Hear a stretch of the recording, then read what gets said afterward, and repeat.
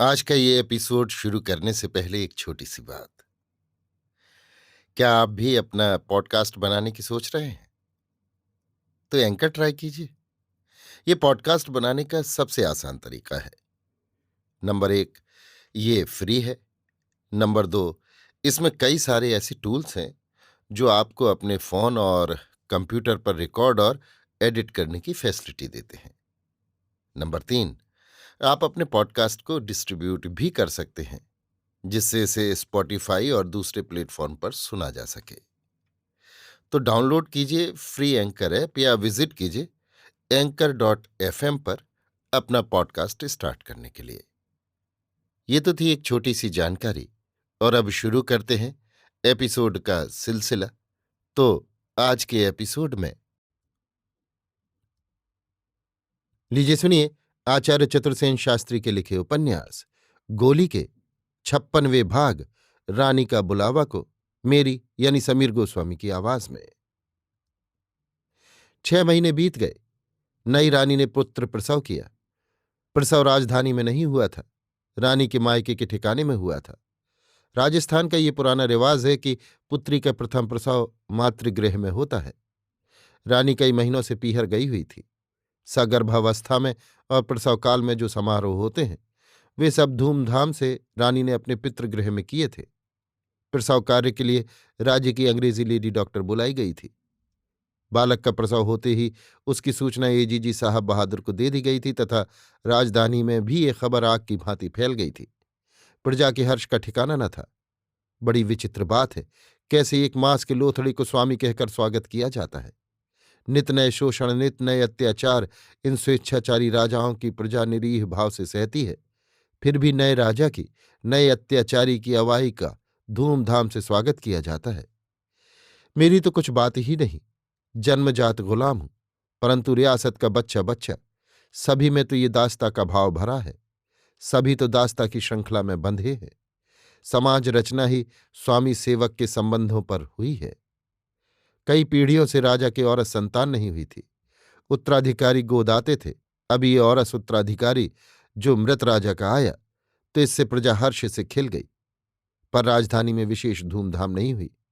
राजा ने इच्छा प्रकट की थी कि जब वो बालक महाराज को लेकर राजधानी में आए, तभी धूमधाम उत्सव मुजरे जलसे हों। सुरियासत में छोटे बड़े सभी भांति भांति के मंसूबे बांध रहे थे। भांति भांति के अनुमान लगाए जा रहे थे। दूर दूर के कलावंत, रंडी, भड़ुए, भाण अभी से राजधानी में धंसे पड़े थे। एक व्यक्ति था जिसे ये सब धूमधाम फोड़े की भांति दुख रही थी। वो था नया तरुण राजा। मैं अधीर हो रही थी। हर बार मेरा मन ये कह रहा था कि मुझे अब रंग महल से नहीं, राजधानी से भी चल देना चाहिए। पर क्या मुझे यहां से चले जाने की अनुमति मिल जाएगी? मुझे, गोली को, जन्मजात गुलाम को, मुझे इतनी स्वतंत्रता मिल सकती है? मैं गुलाम चाकर हूं। मेरी संतान राजा की संपत्ति है। सौभाग्य की बात थी कि नया राजा भला मानुस था और उसने मेरे साथ आशातीत भद्र व्यवहार किया था। परंतु रियासत में ना तो मैं और न मेरी संतान ही गुलामी से बच सकती थी। जन्म जन्म से जिस दास्ता को हमारे पूर्वजों ने अपने पल्ले बांध लिया था, उससे तो वो राजा भी हमें नहीं बचा सकता था। मुझे अपने से भी अधिक लड़कियों की चिंता थी। मेरी बड़ी लड़की समझदार थी। वो नए वातावरण में पली थी। उसे कदाचित इस बात पर विचार करने का भी अवसर न मिला था कि वो भी जन्मजात गोली गुलाम है। मेरा बच्चा पूरा निरोग हो गया था तथा मेरे बड़े पुत्र ने एलएलबी प्रतिष्ठा सहित पास किया था। उसे देखने को मैं छटपटा रही थी, पर मैंने उसे रियासत में बुलाना निरापद न समझा। बंबई ही में रोक दिया। अब तो मैं किसी तरह यहां से निकल भागने की जुगत सोचने लगी। मैं बहुधा अपने पति और वासुदेव महाराज से सलाह कर दी, पर कोई योजना स्थिर नहीं हो पाती थी।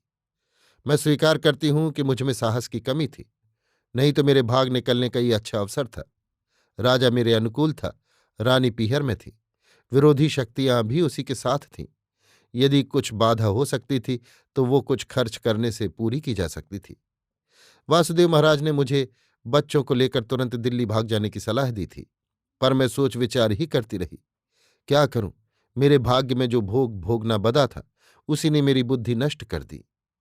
किसी से मैंने सुना, नई रानी राजधानी में लौट आई है। नवजात शिशु उसके साथ है। नए राजा के जन्म की खुशी में धूमधाम जलसे और जश्न मनाए जा रहे हैं। नए राजा ने स्वयं महल में जाकर रानी का मुजरा किया, शिशु राजा का अभिवादन किया। वो चाहता था कि राजा नहीं तो जब तक बालक राजा बालिक न हो जाए वो उसका प्रतिनिधि होकर ही राज्य शासन करे। पर रानी की तो योजना ही दूसरी थी। रंग महल पर रंग बिरंगी रोशनी हो रही थी। नगर के बाजार सजाए गए थे।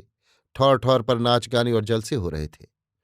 सारी राजधानी मौज शौक और आनंद में डूब उतरा रही थी। मैं भौचक सी ये सब विधाता का खेल देख रही थी। इतने ही में मेरे ऊपर विपत्ति का पहाड़ टूट पड़ा। वासुदेव महाराज को अकस्मात हैजा हुआ और वो 2 दिन की बीमारी में चल बसे। 2 दिन रात मैंने इस ब्राह्मण मित्र की अथक सेवा की, पर उसे जाना था वो चला गया। ईश्वर उसे स्वर्ग दे। मैं बहुत रोई। बेचारे उसके पुत्र और पुत्रवधू निरीह हो गए। मैं उन्हीं के घर रहकर उन्हें ढांढस देती रही। अभी वासुदेव महाराज का 10वां दिन भी नहीं हुआ था कि एक दिन रंग महल के सिपाहियों ने आकर मुझे रानी का हुक्म सुनाया। रानी ने तुरंत मुझे अपनी खिदमत में हाजिर होने का हुक्म भेजा था। प्यादों के साथ मेरे लिए कोई सवारी नहीं भेजी गई थी। इन सिपाहियों का जमादार मेरा परिचित एक बूढ़ा राजपूत था। वो मेरी ड्योढ़ी पर पहरे पर रह चुका था। मेरे राजसी ठाठ उसने देखे थे और मेरी कृपाओं का भी वो आभारी था। उसकी आंखें वेदनापूर्ण थीं। वो मुझसे कुछ कहना चाह रहा था पर कह नहीं सकता था। उसका नाम राम सिंह था। मैंने उससे पूछा, क्या बात है राम सिंह? उसने पुराने ही अभ्यास के अनुसार कहा, सरकार को महारानी जी ने याद फरमाया है। फिर जैसे वो असमंजस में पड़ गया। मेरे लिए सरकार शब्द का इस्तेमाल करने में जैसे उसने भूल कर डाली हो, मुझे ऐसा आभास हुआ। मैंने उसकी भावचेष्टा से ये भी भांप लिया कि मेरे लिए कोई सवारी रंग महल से नहीं आई थी। बेचारा बूढ़ा राजपूत गोली के भाग्य पृष्ठों का रहस्य कहाँ समझता था। उसने झिझकते हुए कहा, सवारी के लिए किराए का महल मंगा लें क्या? मैंने हंसकर कहा, नहीं राम सिंह, मैं पैदल ही तुम्हारे साथ चलती हूं। परंतु मेरी ये हंसी केवल हंसी ही थी। वास्तव में ये सब देखकर मेरा रोम रोम कांप उठा था। भय और आशंका में मेरा कलेजा धड़क रहा था। भांति भांति के विचार मेरे मस्तिष्क में आते जाते थे। एक अज्ञात अशुभ भावना ने मुझे घेर लिया था। पर अब तो जो कुछ मुझ पर बीतनी थी उसे झेलने को तैयार होने में ही कुशल थी।